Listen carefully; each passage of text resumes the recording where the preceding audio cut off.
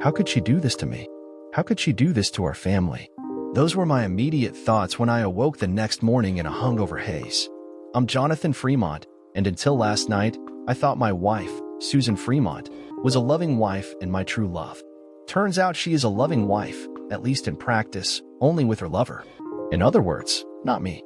She said she's been hanging the horns on me for about a year now, and she wants me to like it? Yeah, no, not going to happen. I fought to rein in my anger and reviewed what she had said last night. She loved him, but she loved me too. She was going to spend more time with him overnight, and I would have no say in it. She said that he's a divorce lawyer, and she was just helping him. Bullshit. She said that he was her divorce lawyer if I wouldn't play ball with her. Oh, shit. I've watched enough courtroom dramas on TV to know that that's a huge conflict of interest and would get him disbarred.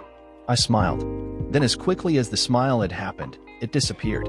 I still didn't know who the guy was, and anything short of torturing Susan wouldn't get the information out of her.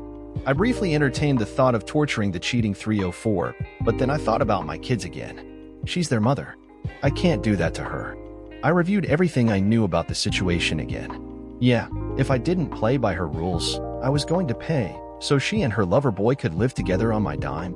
Screw it. I had a friend who had gone through a divorce, and one night at the bar, he had told us how he'd gotten through it. He'd taken everything out of his accounts and opened new accounts, leaving his cheating which with nothing to hire a lawyer. She'd gotten one to take the case pro bono, but that wasn't a good move on her part. She lost big time to my buddy Shark. She got half, since this is a no-fault state, but she didn't get alimony at all. The big difference was that he didn't have kids. I do.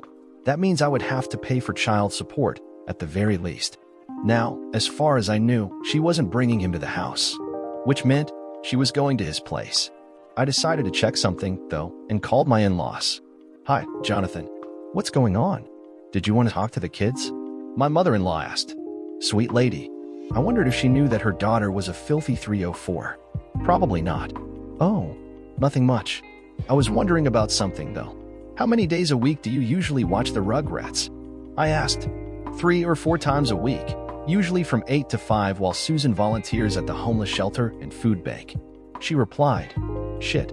Susan was lying to her own parents. Thanks, Mom. I said. Just wanted to know so I could surprise her next week. Sure, don't tell her, okay? I said with false cheer. She bought it. Oh, don't worry, Han. Mum's the word. She chuckled. Thanks, Mom. I said. Talk to you later. Bye, have a great day. She said. As I ended the call, I went and looked in the mirror. I wasn't going that bald. Shit, I still had more hair than Christopher Maloney. It had started to recede, but it wasn't too bad yet.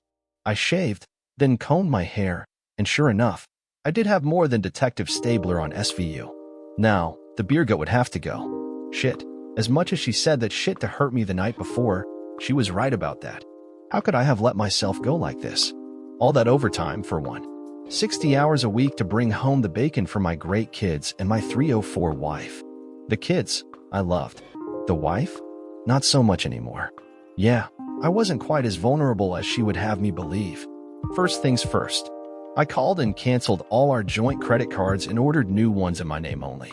Then I called my branch manager and had him take everything from our joint savings and checking and put it into a checking account in my name only. I also canceled automatic bill payments. It's called self-defense, ladies and gentlemen. My wife had such contempt and disrespect for me that she would lie through her teeth about me being defenseless against her divorce argument. She had declared war. Her mistake. But then, her a-hole lawyer but buddy had advised her on what to say. Lawyers are like cops. They will try strong-arm and scare tactics to keep average people from fighting back. The cops do it when they know you would have a valid complaint against them. The lawyers did it so they could get an out-of-court settlement. Yeah, they both underestimated me. I might be just a diesel mechanic, but that doesn't mean I'm stupid. With 4 years in Army CID, I could have been a cop or a private eye. But I really loved working on engines, and diesel engines were my specialty, even as a shade tree mechanic. Now that I was a certified diesel mechanic, I was making decent money and shitloads of overtime at time and a half. I dressed in sweats and went for a jog in order to think. Okay, I also did it in order to actually get some exercise and try to get rid of this beer gut. After my jog, I decided to call my boss and let him know that I was going to have to take a couple weeks of vacation time to work through a family crisis. He gave his okay on that, and then it was time to fine-tune my plan of action. It was going to be violent, and there would be a lot of blood. That much, I knew right away. Hell, there was a good chance I could end up in jail after all the dust had settled. I wanted to avoid that, of course. Having worked CID, there were ways I knew to pull it off, but it would still be tricky. It was time to go shopping. I showered, changed into clean duds, and hit the town. Winter was coming, so I grabbed some soft, supple gloves, a black turtleneck, and a ski mask with no mouth hole. I also grabbed some Oakley shades with the matte gray finish on the front and matte black frames. Gotta love Walmart. Yes, I was going to have a lot of fun once I knew who a hole really was. Then I hit our local I Spy shop and grabbed some voice-activated recorders and a GPS system with extended life batteries. I debated on cameras, but those wouldn't be needed yet. I also bought a gym bag for my new clothes and a pair of matte black steel-toed work boots. That wasn't such a stretch, since my old work boots were pretty worn out. That's fine, though. The new boots would be replacements for the old boots. I found a sporting goods store and bought an aluminum baseball bat and large gym bag. I decided to also buy a sport girdle for my gut, just in case. I didn't want the guy to be able to ID me because of my gut. That was for sure. I made sure I paid cash for everything. I did not want to leave a paper trail from a credit card that could be traced back to me. Then the hard part. Playing the whipped hubby when my cheating witch of a wife got home. Whenever she decided to get home, that is. I wouldn't capitulate right away, of course. Susan knows me, and she knows how bullheaded I am. I stayed out all day, until what would have been quitting time. I didn't want the witch to think anything was up, yet. I went into the house, and she wasn't even home yet.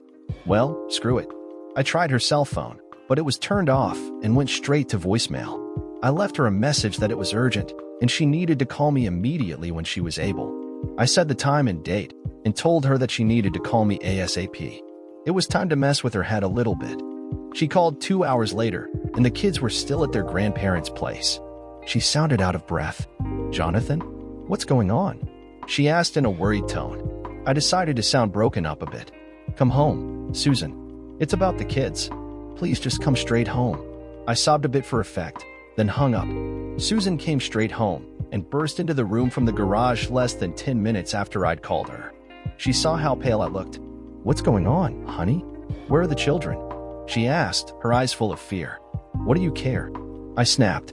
"You were too busy with your lover to worry that your children could have been hurt or dying." My voice was full of venom, and my eyes were full of hatred.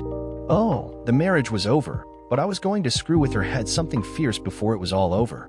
2 hours, Susan. Your phone was off for 2 hours after I got home from work and called you. What if the children had been hurt? What then? Is he that much more important to you than your own children? Susan collapsed on the couch in the living room and held her face in her hands. She was sobbing pitifully.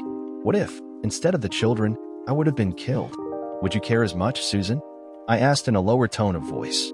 Would you care at all? Or just call your parents to tell them to keep the kids longer so you could have even more time with your boy toy? She looked up at me, her eyes red from crying, but still defiant. It's not like that, Jonathan. You know it's not like that. She sobbed. I can't believe you would do that to me. I can't believe you would use your own children as weapons against me. I slowly shook my head. I wasn't, Susan. I just wanted to let you know what could have happened. How you would be 2 hours late for something important and have to explain to everyone why you were 2 hours late. Would you lie or tell the truth? You said you wanted to keep this secret from our families. How are we supposed to do that when your cell phone is turned off? What if your parents had heart attacks and the kids were trying to reach you? What then, Susan? I can't believe you would do this to me. She shrieked. Her face had gone red with unbridled rage. Rage and just a twinge of guilt, it seemed. That guilt was the main source of her rage. I didn't do this to you, Susan. You did it to yourself when you took up with your little boyfriend. I miss my wife, and the kids miss their mommy, I said, still keeping my voice low and even. They love their grandparents, but they love you more. That caused her to pale a bit. She knew deep down that I was right, but her stubborn pride would no more allow her to admit it than it would allow her to ever admit I was right about something. Well, since they're fine, I'm going back after I shower. She sneered at me. Just remember, you try to divorce me, I will leave you ruined and broken. There is a God. I thought as she wandered back towards our bedroom to shower in the master bath. I acted quickly, grabbing the GPS and one of the voice-activated recorders and heading out to her car. I planted the VAR under her seat and the GPS under the passenger seat. I had the receivers for both on me, so I could know where she went and what she was saying, either on the phone or talking to herself. The signal range was a good 10 miles. She would have to be all the way on the other side for me to lose the signal, and from when she called until she showed up, he did not live all the way on the other side of town. Oh, Dipfucker's day of reckoning was coming, and it was coming very soon. Once the devices were planted and my receivers were tested, I pocketed the voice receiver and placed the GPS receiver in my Ford F-250 diesel. I love that old truck. I was inside sitting with my head in my hands as Susan came out, dressed to kill. I looked up at her. "Susan, I'm begging you. Please don't do this to me. Don't do this to your family." Her expression softened. "I'm sorry that you can't understand, honey. I really do love you, but he needs me." She gave me an apologetic smile. "No, Susan. If you were sorry, you wouldn't go. You would still be a faithful wife instead of sleeping with a man who is not your husband." I gave it to her straight. "You have to understand, honey. I have to do this. He needs me." She wheedled again. "Your family needs you, Susan." I emphasized family to her. "Or do you no longer care about me and our children? The 3 children who were made from our love for each other. Remember them? They're the best of both of us, Susan. We made them together. Honey, I love you and our children. But he needs me right now. I promise that tomorrow, I'm all yours." She smiled, as if that would make it all better. Now was the time to play the part one had been psyching myself down for. "Okay, but I don't like this." I shook my head in resignation with a sigh of defeat. The look of triumph that came to her face was quickly replaced by a condescending smile. "Don't worry, honey. I love you, and I will always be yours. This is just temporary," she said. "Okay, but like I said, it will be a long time coming before I am okay with you doing this, Susan." I shook my head again as she walked towards the garage. She was right. This is just temporary. Temporary until Loverboy has been dealt with. Then let her see how much she likes him when I'm done. As soon as she left, I went and grabbed the aluminum baseball bat, my old Bowie knife, and my blowtorch. I grinned evilly as I climbed into the cab of my Ford and turned on the GPS and VAR receivers. She had the radio on, and I could hear her humming a happy tune along with the radio. I slipped the torch, knife, and bat into the gym bag as I gave her a 5-minute head start. I saw by the GPS that she was only a few miles away, so I gunned my truck to life and headed over there. I pulled up to the house where she had just parked her car in his garage. Shit, she even had a garage door opener for his place. Jesus, she might as well be married to him instead of me. I felt my rage rising again, but took some deep breaths to keep it in check. I wanted to do nothing more than to bust in there and beat the shit out of him, and her too if she got in the way. At least I got his license plate number and jotted it down quickly. I always carry a pen and small notebook with me, as an old habit from my time in Army CID. I also jotted down his address. No, this would take some proper planning. I made sure that my gear was squared away. I got in the back of the cab and changed into my redneck ninja gear, as I came to think of it. I put on the girdle so my gut wasn't showing, pulled on the gloves to get rid of any fingerprints, and the sweater over that. I put on the black jeans and pulled the ski mask on over my face. This would just be recon tonight. Tomorrow would be a different matter, however. I then pulled around to the mouth of the alleyway behind the houses. I stopped a few houses down from Loverboy's and slipped out quietly. I left the bat inside the cab and went in silently through his alley gate. No problem so far. I kept my eyes open, scanning for any alarm systems. None so far. I went low and Rhodey ran to the closest window. There was light from inside, and it was damn near pitch black outside. That would give me an advantage too. I stopped just below the window and peeked over the sill. What I saw made my blood boil. The guy was sitting there stroking himself while my wife gave him a little striptease. I was now damn glad that I hadn't brought the bat with me, as I would have busted in the window and then busted his head open with my impression of Mark McGuire. I took several deep breaths to calm myself. I listened intently for any clues as to who he was. "That's it, baby. I love it when you dance for me. You like that, honey? Do you like it when I strip like a little 304 for you?" I really had to maintain my self-control now. I was tempted to go back to my truck and get my bat anyway. "I love it. You are so hot, Susan," he exclaimed in a tone of voice that said he was having no guilt or hard times to get through. I knew she was lying through her teeth. "So are you, Jim." She giggled. "Jim? Huh? Well, Jim, I think that very soon, you're going to wish you had never even heard of Susan Fremont." I had heard enough. I left before I did anything stupid. I didn't want Susan there when I finally had it out with a hole. I wouldn't physically harm her, but her boy toy, on the other hand, was fair game. So he had set out to seduce my wife, knowing she was married. He had willfully and knowingly cucked me. He had somehow subverted Susan's iron will. He was dangerous, and I was going to make damn sure he never did it to anyone else's wife. Once I was back in the cab, I got out of the sweater, black jeans, and ski mask with Oakleys, and the surprisingly comfortable sports girdle. It made my beer gut disappear. When I put on my normal blue jeans, t-shirt, and boots, I started my truck and hauled out of there. Jim. Okay. Now I had a first name, and I could look up his last name in the morning. I walked into my house and decided to get my lockpicks from my nightstand. I had kept them since my time in CID, and somehow I knew they would come in handy someday. I called my mom and asked if she would like for the kids to stay overnight, and she said sure. She missed her grandkids, so I promised to bring them by in the morning for her to watch. I then called Susan's folks to let them know that I would pick up the kids later in the morning, and while they love their grandchildren, they were relieved that I would be picking them up and taking them to my mom's place. I packed a suitcase with some of my clothes and boxers and shoved it in my closet.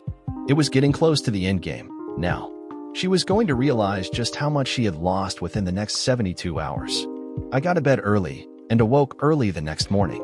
After another morning jog and an actually healthy breakfast today, I got on my old laptop and looked up Jim's address and license plate number. Mr. James Robert Stevens was his name. He was, indeed, a divorce attorney, and he also really had lost his wife in an accident several years back. So they weren't lying about that. He had, however, used it to seduce my wife. The scumbag was using his personal tragedy to steal another man's wife. My wife. Typical a-hole. The news of his loss actually made me feel even better for what I had planned for his a-holiness. He was going to know true pain. Not the pain of loss that he had suffered before, but the pain that comes with the consequences of stealing another man's wife. I went to work, as usual, still on my sabbatical, and parked in the parking lot. I then jogged to the bank and picked up my new ATM card and credit cards.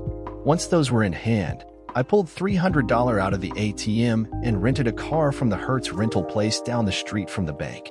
The car I rented was a nondescript sedan, and with my gym bag transferred from the truck to the car, I parked down the street from Loverboy's house. I then used my cell to call Susan. Surprisingly, she picked up after the first ring. Jonathan, what's going on? Aren't you at work? Yeah, just on a short break right now.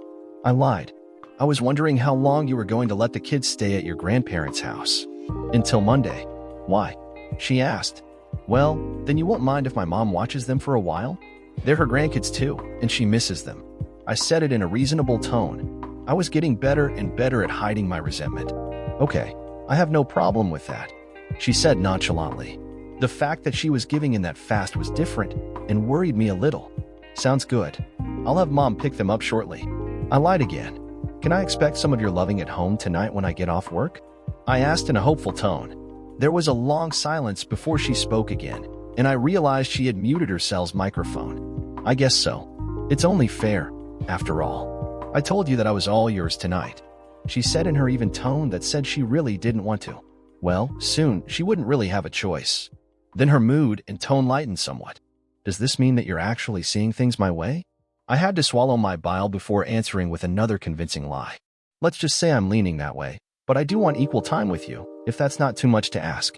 Oh, honey, I'm so happy that you're thinking clearly now, she exclaimed. Oh, she had no idea how clearly I was thinking. Let's not jump the gun now, baby, I replied, still playing the reluctant participant. We still need to talk tonight when you get home, but I'm going to want you for the whole weekend. I have something special planned for us. That sounds good, she said, her tone quite a bit lighter now that she thought I was going to go along with her bullshit. Well, if you can pull away from him early, I want you showered and douched for me when I get home from work. I'm going to take off a bit early tonight so I can get home to you. I've missed you, baby. I sounded convincing, even to myself, and that made me want to hurl.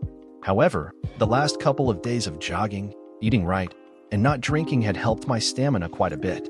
I think she would definitely be pleased with me tonight. My beer gut was definitely less than it had been just a few days earlier. Honey, I always shower and douche after I've been with him. I wouldn't disrespect you so much as to make you have sloppy seconds. She laughed, and I knew she was lying about that too. Well, I'm going to go down on you tonight, baby. I want you to taste good and fresh for me. I laughed too. Don't worry, honey. I will. She said, I'll see you tonight.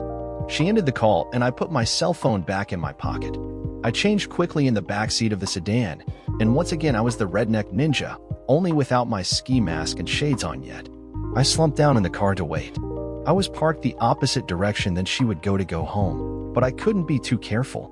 Susan isn't stupid, at least as far as that goes. She was stupid to think that I would just roll over for her bullshit, however. I started the car and pulled into the driveway of the abandoned house a few doors down and across the street from Jim the A-hole's place.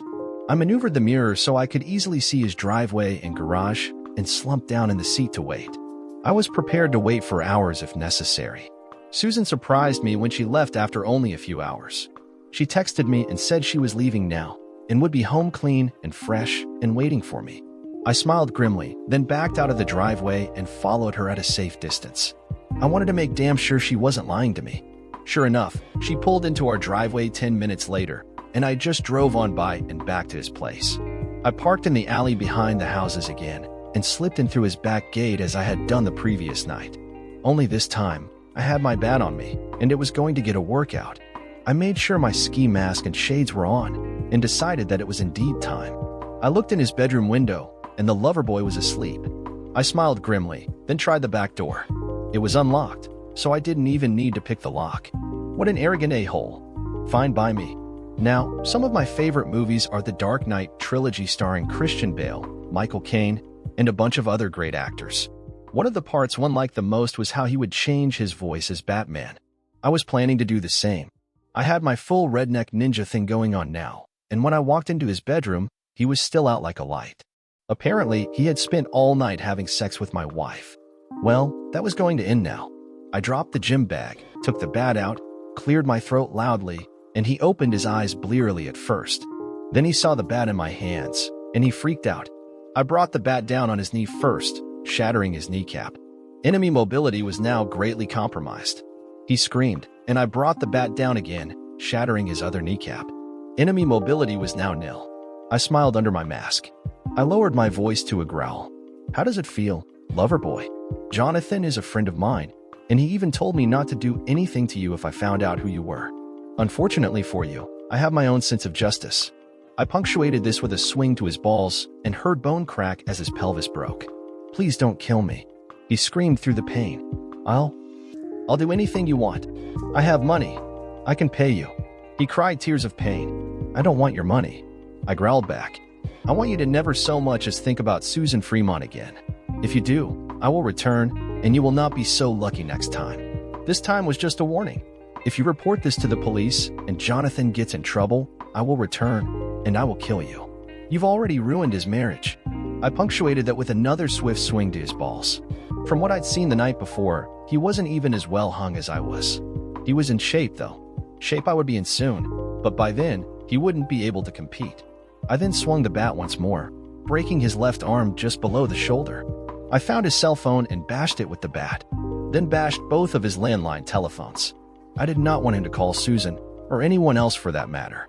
I walked out back and slipped out the gate and into the sedan.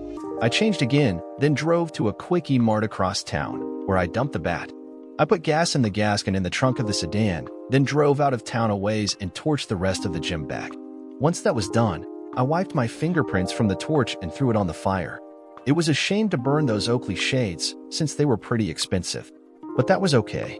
They were well worth the money I'd spent.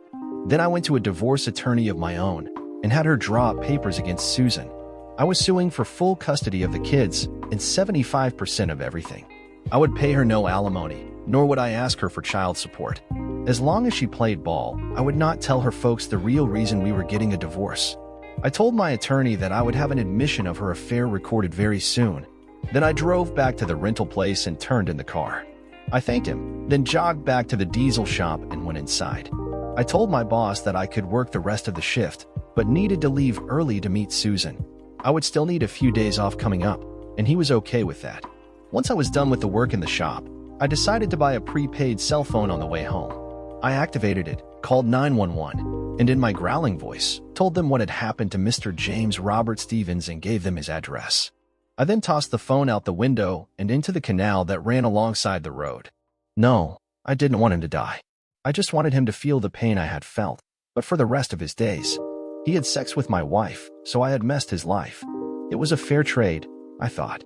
I pulled the voice recorder out of my pocket and turned it on. The following conversation with my wife is not to be taken at face value on my part. I do not approve of her affair, now or ever. I then switched it off and replaced it in my pocket. I pulled into the garage, and before going inside, I removed the GPS and voice-activated recorders from Susan's car. I threw them in my truck, and that was that. I went inside and reactivated my pocket recorder before coming up behind Susan and putting my arms around her waist. "That smells good, baby," I said, kissing the side of her neck. She was cooking some steaks on the stove and already had mashed potatoes and green beans made. "Thanks, honey.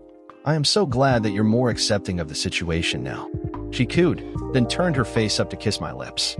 "About that, baby," I said. "Would you really have divorced me if I didn't go along with it?" I kept the tone light, as if I was over her threats. "I wouldn't want to, but I would have in a heartbeat if you tried to deny me my lover." "I'm sorry, honey. I wish it could have been different. I didn't want to threaten you, please believe that. I do love you, you know. Would you really have taken my kids and not let me see them, though? That would be kind of cruel, wouldn't it?" I once again kept my tone light, as if I was accepting her demands now. She sighed. "Yes, I would have. It was at his urging that I make it as painful for you as possible if you wanted a divorce." "I'm so sorry, honey. I never meant it to sound like that." "Bullshit. Which? Well, at least I have you for the weekend, and Mom has the kids until Monday. I'm taking Monday off, if you can find it in your heart to be with me that day too." "Okay, but Tuesday night, I have to meet him again, and I will be with him until Wednesday morning. Then I will be home to take care of our children." "Wow, what a great mother." "Not. Baby, I have to ask one more time. Is there nothing I can do to get you to stop seeing him?" I asked in a defeated tone. She sighed again and kept her voice soft and condescending. "I'm sorry, honey. I have to see this through. Don't worry, though. I will still make time for you and the kids whenever possible." Oh, hell. This was pure gold for getting her declared as an unfit mother. But tonight she was mine. My lawyer had said that she would have the papers ready by Monday, and I was going to have her served either here or at the hospital if she found out about Loverboy before then. All I had to do was make the call on Monday morning. Dinner was fantastic. I would miss her cooking. After dinner, I showered and took her in my arms. I made love to her that night, did her hard and fast. That was something we hadn't done in a very long time. She climaxed over and over, thanks to my improved stamina and lack of alcohol. I did her good. I did her deep. She was cross-eyed after some of the most intense climax she'd ever had. So, I wasn't good in bed, was I? Well, now I was going to show her just how good I could be. I popped a Viagra, started again, but that wasn't all. I marked her. I gave her several hickeys on her braids and neck, and down on her stomach and inner thighs too. I was reclaiming her, and she was loving every second of it. It was only after we were done, and she went to the bathroom, that she screamed in shock at the marks I had left on her. She came storming back into the bedroom, where I was laying with a serene smile on my face. "How can I possibly see him now? He doesn't want me marked," she shouted, her face an incredulous mask. "Well, you're my wife, and I want you marked as mine. If he doesn't like it, that's not my problem." I shrugged. "You never said not to, and you sure enjoyed it while I was doing it to you." That actually shut her up. Her face softened as she sat on the bed and took my hand. "Jonathan, that was the best we've ever had, and even better than with him." Wow, I knew she wasn't just stroking my ego now. She had climaxed more times in the last 4 hours than she ever had before, I'm sure. I could feel the difference from when she used to fake them for my benefit. Okay, so I wasn't that good in bed before. But now I had some motivation to make it as good for her as I could make it. It seemed to have worked. "Susan, I just pray it's enough to get you to stop seeing him. I love you and want to spend the rest of my life with you. All I ask is that you try to see my point of view here. You've been with this guy for over a year now, and I just want my wife back," I said, my eyes pleading with her. Here it was. In-game. I had become damn good at hiding my emotions, but had sex with her with anger instead of tenderness. Hatred instead of love. But damn it, I deserved an Emmy, a Golden Globe, and an Oscar for putting up with her bullshit. "Oh, honey, I'm still your wife. I love you so much. Just a few more months, and this thing will have run its course. Then I will be all yours again. She smiled happily at me. It wasn't condescending like it had been. She had been prepared before, just in case I decided to divorce her. Now, she would get blindsided good. The next day, she was like the Susan I had married again. She cooked, cleaned the house, and actually initiated sex with me that night. I told her that I had taken Saturday off, and Monday too, so we could be together more. She was actually having fun with me. I admit, I was having fun with her too, but now that I had seen her true colors, I wasn't going to be drawn in again by her facade.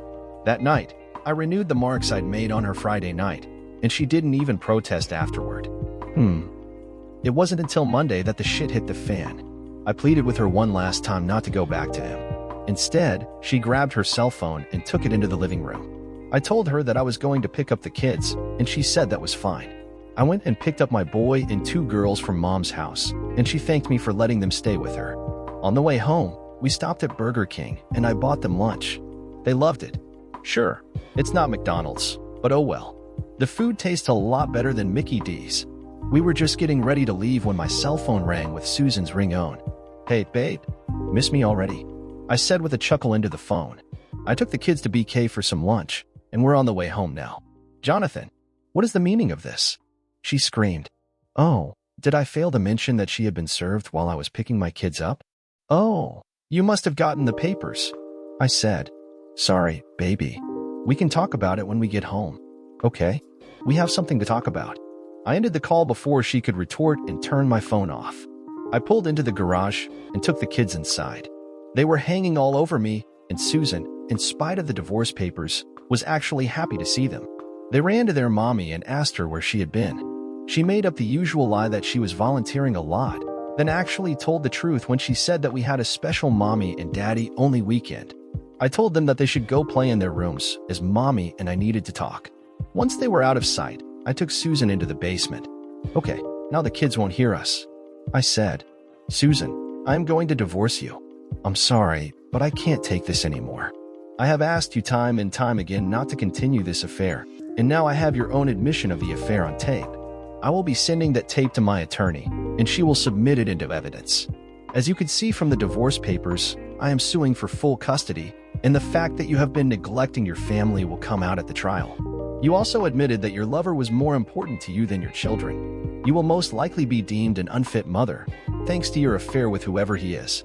If he's acting as your attorney, I'm pretty sure that he will be disbarred, according to my own attorney. It's a severe breach of ethics for a lawyer to sleep with his or her clients, especially in case of divorce." She was stunned. Her mouth hung open as she struggled to find the words. But I thought you were okay with it now," she exclaimed incredulously. "Susan, I realize now that I never knew you. I also realize now that you never knew me. I did everything I could over the years to make you happy. I bought you this house. I bought you your car. I bought you a lot of your jewelry. I spent more than we could really afford, but I made up for it with the overtime. Everything I did was to make your life and our kids' lives better. I'm sorry now that I couldn't do that and show you all the affection and love that I should have. I really did love you, Susan. Unfortunately, your affair killed that love that I had for you. I never said I was okay with it. You know, I gave you one final chance this morning to give him up completely. I begged you to do it. If you had, I wouldn't have had you served this morning. Instead, you called him this morning before I went and picked the kids up. I know you were. I'm sorry for this, Susan." I shook my head ruefully. I was lying through my teeth, of course. I didn't want her to know that I had been plotting this all along. In the divorce decree, I offered her generous visitation with the kids, either under my supervision or Mom's or Grandpa's supervision. The next part would be difficult, but I had to inform Mom and Grandpa of the impending divorce. I called Mom first and let her know that I would be moving out and had filed for divorce from Susan. I explained the entire situation and told her that I had recorded her admission of the affair and how she put her lover before her husband and children. Mom agreed to be my babysitter while I was at work each day. I gathered the children together with Susan, and I explained to them that Mommy and I wouldn't be living together anymore, but would always be there for them. I told them that we would be moving in with Grandma, and they were happy about that. Mom had a few rooms at her house since Dad died, and we would be staying there with her. We got packed up fairly quickly, and I told Susan that she would always be welcome at Mom's house with us, as long as she didn't bring her boyfriend with her. She looked utterly defeated. It was 2 days later that she discovered that old Jimmy boy was in the hospital. I was back at work when she called. "Hey, Susan. What's up?" I asked. "You son of a bitch." She screamed into my ear. "You nearly killed him." "Whoa there. What are you talking about?" I snapped back. Yeah, my performance was worth multiple awards. I had confusion down pat. "You know who?" She screamed. "You nearly killed Jim. He's never going to be the same again." She was crying now. Whoa, whoa, whoa. "Who's Jim?" I asked. "Susan, you aren't making any sense. You didn't try to kill him?" She asked incredulously. "Kill who?" I asked in an exasperated tone. "I don't know any Jim except for Jim Barnes, and he's standing right next to me right now. Jim Barnes is one of my work and drinking buddies." I had filled him in on what was going on, and he had just grinned evilly when I told him about the lawyer lover boy and what I'd done to him. Jim was now trying mightily not to laugh as he overheard my side of the conversation. Jim was the guy I told you about before, whose wife cheated on him and their divorce had been fugly. "Oh my God," she exclaimed as she realized that I wasn't going to admit it and that she couldn't prove that I did it. "Susan, is some guy named Jim your boyfriend?" I asked calmly. "If he's almost dead, it couldn't be Jim here. The only thing likely to kill Jim here is a heart attack." I grinned at Jim, who couldn't hold his laughter anymore, and ran into the office. "Well, he said he was attacked, but he didn't know who did it," Susan admitted between sobs. "He had his balls crushed." "Oh my God." I acted. "Honestly, if he was the man who stole you from me, then I can't say that I'm sorry to hear that." "Susan, God's honest truth, I didn't have anything to do with what happened to him, but I would love to buy whoever did it a beer. Did you ever think that he'd seduce someone else's wife too? You couldn't be with him all the time, you know." The seeds of doubt had been sown. I smiled. "You don't think he would?" She started, but I interrupted. "Why not?" I asked. "You said yourself that he was depressed because his wife died. He used that to seduce you, Susan." "No, it wasn't." She stopped, then thought about it. She took a while to think of everything that had happened in their affair. "Oh my God, you're right," she shrieked. "That a-hole." Suddenly, the heavenly chorus declared through Susan's voice that I was right. She, who never admitted that I was right, had now done so. "Susan, mark this day on the calendar for me. The day you actually admitted that I was right about something." I laughed out loud. Yeah, she didn't like that. In spite of the fact that she didn't like it, she didn't fight me on the divorce. Mom testified that she could provide babysitting services for my children while I was at work, and the judge took everything into account, including the pattern of behavior over the past year that Susan had been having the affair with Jim Stevens. While she had left the kids with responsible adults, she had done so in order to carry on her affair in secret. The judge didn't quite declare her unfit, but put me as primary custodian. He declared Susan as secondary, but only on the stipulation that she not bring her lovers around the children. I wasn't thrilled with that, but I was satisfied. Hell, before she took up with Jim the a-hole, Susan was a great mother. Now she would have a chance to be a great mother again. Then the judge told me that I would only have to pay child support, and only for the time they spent with Susan. Susan was ordered to get a job. In college, she had majored in accounting, so she could get a job easily. The house was sold, and we split it 50-50ths. Our joint accounts, which I had absconded with at the beginning, however, were split 75/25 in my favor. Yes. When Susan tried to complain, the judge looked at her and said, "Mrs. Fremont, do I need to remind you that you very nearly lost all custody of your children due to your own selfishness? Now, get a job." The same judge handled my alienation of affection lawsuit against James Robert Stevens. He actually took it seriously, and based on Susan's confession and testimony, surprisingly on my behalf, I was awarded $500,000 in the settlement. Yeah, I liked that judge. When the final gavel clacked, and we were officially divorced, and I was $500,000 richer thanks to her efforts, I took Angie, my attorney, out for drinks at the Silver Spar. I had continued to exercise and eat right, and had cut out almost all alcohol. But on this night, I wanted to at least have a beer or two. My pony keg beer gut was back down to 6-pack apps. Yeah, I'd gotten back in shape during the whole mess. I knew I would have to be there for my kids, and I would be back on the market. I just hoped and prayed that I could find someone who wasn't as shallow and selfish as Susan. Angela Johnson is a gorgeous woman. Her dark chocolate skin looked delicious. It had been almost 7 months since I'd last had sex with Susan, just before blindsiding her with the divorce papers. During that time, Angie and I had grown pretty close. We were more than just attorney-client. We'd become friends. So as friends, we went to the bar for a couple of beers. "So, what are your plans now, Jonathan?" Angie asked while we were swigging our beers. "Get back to work and raise my kids as well as possible. I found a smaller house with only 1 story and 4 bedrooms. It's a lot cheaper than that monster Susan made me by about 3 years ago." I shrugged. "Are you all moved in yet?" she asked. "Yeah, moved in a couple weeks ago and closed on the house. It's closer to work and the kids love it." I smiled. "What about you? You took on my case knowing I might lose a lot, but you took it anyway. Thanks for that." I clinked bottles with her. "Well, I've been divorced for about 4 years now since my ex got caught cheating on me." She must have seen the look of surprise on my face. "Han, why do you think I took your case with such a hefty discount?" "I don't like cheaters." I chuckled. "Good, because neither do I." I gave her my best smile. "Since we're paid up, do you mind if I fire you as a client?" she asked with a smile. Her question took me aback. "Why?" I asked. "Because I don't date clients." She shrugged with her smile growing. I smiled back. "Well, then consider me fired. Would you like to go to dinner?" "No, I want you to come to my place so I can cook you something," she said. "We've been dating now for 6 months, and I've never been happier." For a high-powered divorce attorney, Angie is not high maintenance, especially compared to Susan. She loves me, loves my kids, and loves me. She dotes on the children, and even though Susan is still their mom, they call Angie Mommy too, which we find adorable. Angie has moved in with us, and Susan joins us for dinner some nights. When she takes the kids for the weekend, Angie and I fall into bed together and have sex with each other silly. It's a great life, so far. As far as the a-hole goes, he never recovered from what I did to him. He was left penniless and alone after all of his wife's insurance money went to paying his medical bills, court fees, and my alienation of affection lawsuit. Good. To hell with him. Susan seems to be doing much better now, since her hormones were really out of whack, at least according to her doctor. She's been taking supplements and seems to be on much more of an even keel now. She has a steady job at an accounting firm in our town and is making some decent money. I've been promoted to supervisor of the diesel shop and make as much now for 40 hours as I used to for 60. I now have plenty of time to spend with my kids and with the new woman in my life. Susan will have to live with the shit she's done, and that's good enough for me. She blames herself for everything now, and I'm not even going to try to console her. She doesn't even date, since she says she's still in love with me. Bullshit, but whatever.